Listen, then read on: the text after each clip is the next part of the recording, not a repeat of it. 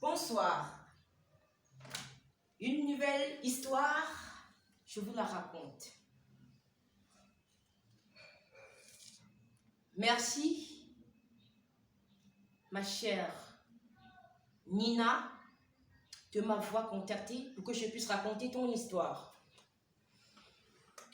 Tu m'as demandé de partager ton expérience afin que tu te sentes libre. Chose promise, chose due. Nina est une jeune fille qui a beaucoup souffert. Orpheline de père et de mère. Elle vient de la ville d'Ambessa. En 1998, elle a perdu sa maman. Mais avant cela, elle n'a jamais connu son papa. Elle ne connaissait plus personne d'autre en dehors de sa tante. Sa tante donc l'a amenée sur Douala, au quartier Boko. Ils ont fait un Boko en an. Ils ont progressé à l'entrée Kojufar. La gamine, à l'époque, n'avait que 10 ans.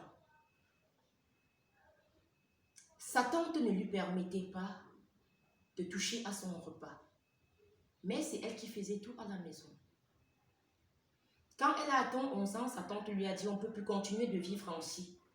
Chaque matin, quand tu te lèves, lorsque tu as fini des travaux, il faut aller te débrouiller. » Elle dit « Comment? Comment vais-je me débrouiller ?» Elle dit « Va chercher les hommes. Débrouille-toi à te trouver un homme. Tu vas aller à la F, je vais te montrer comment ça se passe. » Elle a amené la jeune Nina à la F 2-3 fois.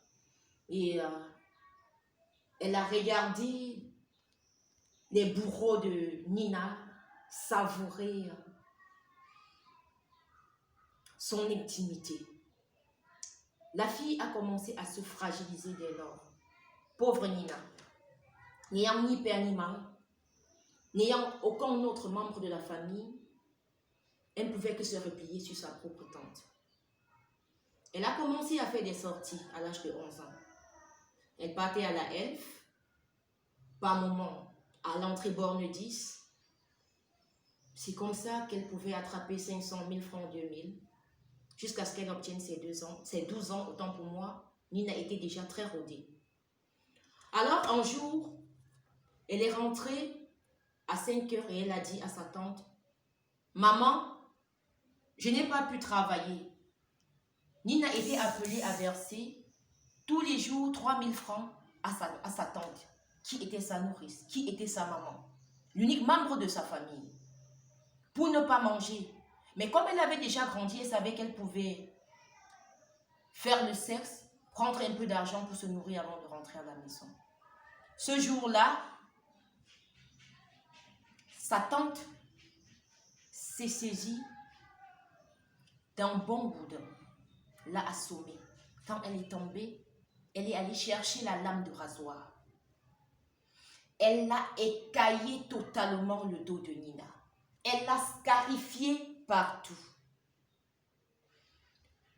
L'enfant a hurlé. Elle est partie écraser du piment sur la bière. Les gens de Mboko reconnaîtront cette histoire.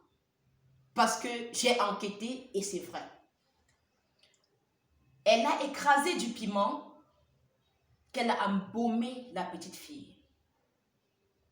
Une jeune dame à son passage a vu un attroupement et a demandé qu'est-ce qui se passe. On lui a expliqué, elle a appelé la police. Personne n'est venu. Comme elle avait un frère dans le métier, elle allait appeler son frère policier, il est venu. C'est ce frère qui l'a extirpé des mains du monstre, qui l'a amené enfant à l'hôpital, à ses frères.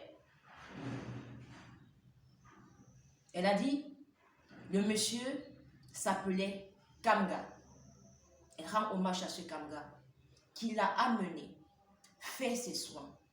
Elle est restée à l'hôpital pendant 2 semaines. Elle est sortie.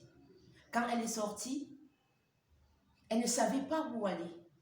Rentrée subie, la prostitution qu'elle faisait, elle n'en savait pas grand-chose. Elle a demandé quand même Elle voit sa tante, elle est allée voir sa tante et elle lui a dit, maman, s'il te plaît, je veux connaître d'autres membres de la famille. Et elle lui a dit, tu n'as jamais été de la famille. C'est pour cela que ton papa avait assassiné ta maman. Et après, il est mort. On t'avait ramassé dans la rue. Il y avait une pute quelque part. En soi, elle t'a accouché, elle a rendu l'âme.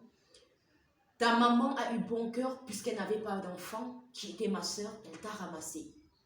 Donc, vraiment, je ne sais quelle famille tu cherches. Ce qu'elle disait était tellement vrai que ça sautait à l'œil. La petite Nina a décidé de partir de la maison. Elle est partie. Elle a dit, aujourd'hui, je sais que je suis seule, mais je me ferai une nouvelle famille. Elle est partie. Elle est rentrée à la Elf. Elle a fait 4 ans à la Elf. En 2012, elle tombe malade. Elle se rend à l'hôpital Nilon. Là-bas, elle n'a pas d'argent pour se soigner. Elle va vers une maman et lui dit, chère maman, je veux juste qu'on m'offre même le para, je n'ai pas tout l'argent. Je suis très malade. La maman a pris sur elle de lui donner les soins. Et après, elle a dit à la maman, s'il te plaît, rends-moi un second service, prends-moi chez toi, même comme esclave. Je préfère être esclave dans mon pays. Je n'ai pas de famille. Elle a raconté toute son histoire à la maman. La maman, saisie de pitié, l'a pris chez elle. Nina a été une très bonne fille. Elle est arrivée chez elle. Son mari a voulu faire d'elle la co-épouse de cette maman. Elle a dit non. Elle est partie de cette maison, que je ne pourrais pas la trahir. La maman l'a cherchée, l'a retrouvée et lui a dit, j'ai une opportunité. J'ai ma cousine qui a besoin d'une fille qui va garder ses enfants au Canada. Voilà comment on fait les papiers de la petite. Elle s'envole et se retrouve au Canada. Au Canada, elle garde tellement bien les enfants qu'on ne sait pas quel cadeau lui donner. On paie une formation à Nina. Une fois elle fait la formation, elle tombe sur un richissime homme d'affaires qui lui dit, tu es celle qu'il me fallait. Tu réponds aux critères. Elle prend la nationalité canadienne et le monsieur dit, on va aller s'installer en Ukraine. Actuellement, où je vous raconte l'histoire, Nina n'a plus le même nom qu'elle avait au Cameroun. Elle a un nouveau nom, elle a une nouvelle famille, elle a 3 enfants. Et la fameuse tante qui l'a maltraitée a remonté l'histoire jusqu'à avoir les nouvelles de Nina. Elle s'est rendue compte qu'elle est devenue très riche. Elle est même très riche. Elle est même proche du président ukrainien. Toujours voulant sa part du gâteau, lui a dit, je peux te dire aujourd'hui la vérité sur tes racines. J'étais bel et bien ta maman, mais tellement je t'ai détestée parce que tu es venu au mauvais moment dans ma vie, tu as pourri ma vie. J'ai fait les rapports sexuels avec le mari de ma grande sœur qui était ta maman. On t'a conçu. C'est quand elle a su qu'elle a dit qu'elle ne pouvait pas supporter. Moi, je l'ai empoisonné. Je vais te déplaire, je sais. J'ai un ami qui m'a dit, en enlevant l'eau qui sort d'un corps pourri, on pouvait facilement empoisonner quelqu'un. Je suis allée extraire cela dans une tombe au cimetière. J'ai donné à ta maman dans un repas. Elle a mangé, elle est morte de chaud. Quand son mari a constaté, il a su que c'était un empoisonnement, il ne pouvait pas savoir comment. Il a caqueté. Je l'ai tué.